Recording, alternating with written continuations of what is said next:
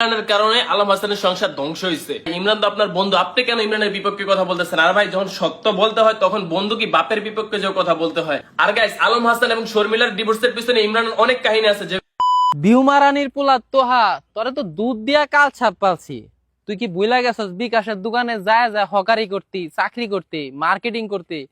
তো হ্যান than Facebook তে ভিউ কামায় করে টাকা কামাইছস। এখন তোর হচ্ছে মুখ দিয়ে কথা ফুটছে, এখন তোর আব্বার বিরুদ্ধে ভিডিও বানাস। ভালো, মানে যে না আমাকে আমার বাসায় পয়রা থাকতি, আর তুই আমার বিরুদ্ধে ভিডিও বানাইছস, প্রমাণ চাস। ভিউ মারানির পোলারে তোর আর কি কম? তুই তো যে ভিডিও গুলা বানাইছস হুতাই ভিউয়ের লেগে তো বানাইছস। এটলিস্ট আমার জিজ্ঞেসও করস তাই, তোর লগে তো আমার ফেসবুকে অ্যাড আছে।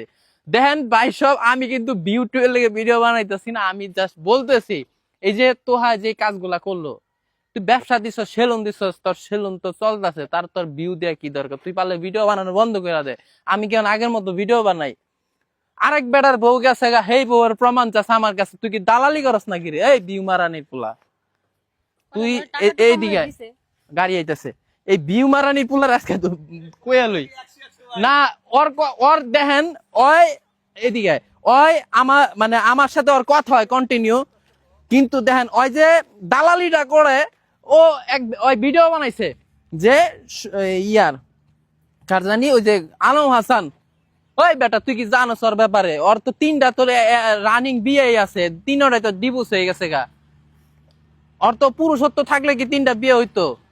ওর বউরা জায়গা কেন? প্রথম বউ ডিভোর্স দিয়া দিছে, পরেরটা ডিভোর্স দিয়া দিছে, পরেরটা ডিভোর্স দিয়া দিছে।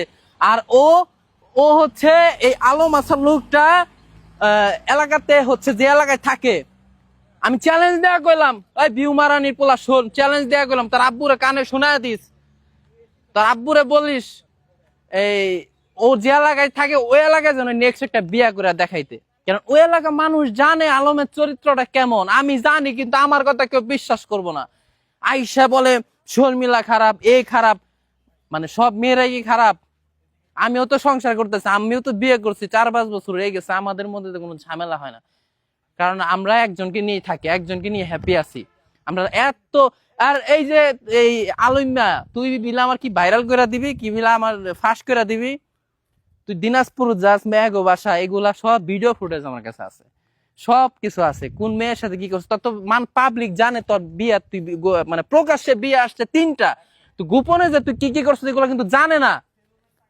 তো বিষয়টা হচ্ছে ফেসবুকে কন্টেন্ট বানাস, ফেসবুকে কন্টেন্ট ভিত্তিতে থাকবি।